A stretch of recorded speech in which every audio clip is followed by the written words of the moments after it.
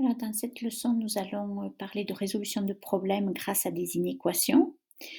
Donc, il faut bien faire la différence entre un problème qui se résout par une équation et un problème qui se résout par une inéquation. Alors, je donne un exemple ici. Vous avez un carré et le côté vaut 2D plus 3,1.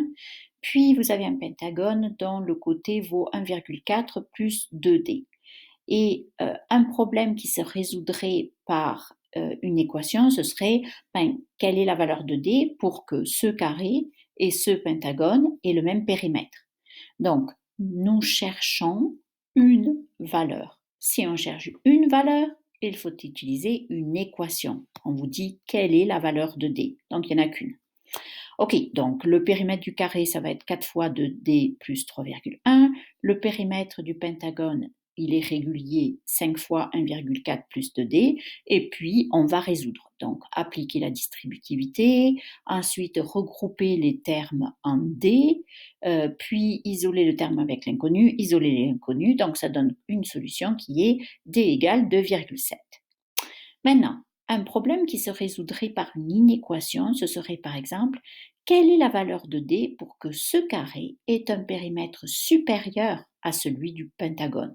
Donc vous allez reconnaître que vous avez besoin d'une inéquation et non d'une équation quand vous allez trouver des mots dans l'énoncé qui sont du type supérieur, inférieur, ou au moins égal à, ou au plus égal à, ou au maximum telle valeur, ou au minimum telle valeur. Si ces mots sont présents dans l'énoncé, alors vous savez que vous devez utiliser une inéquation.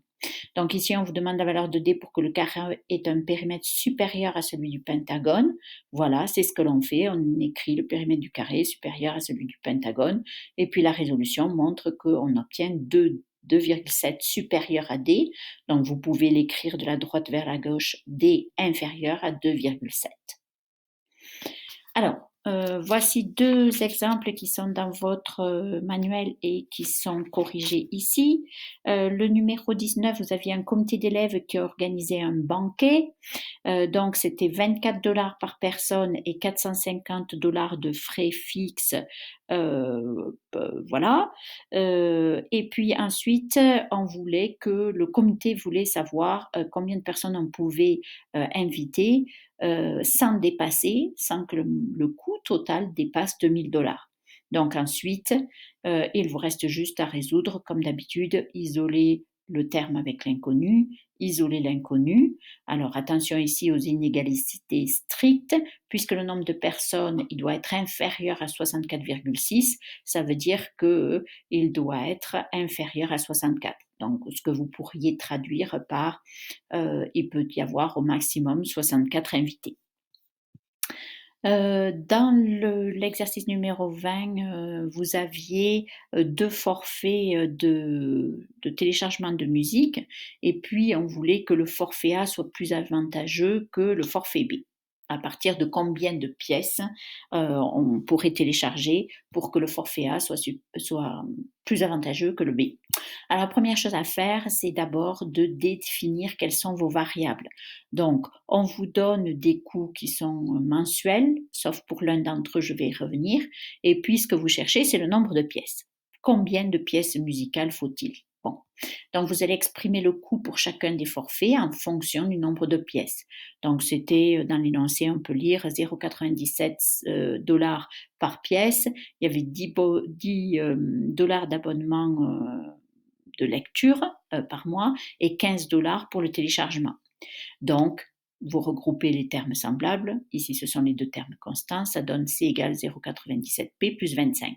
Pour le B, le coût mensuel de lecture était un petit peu inférieur.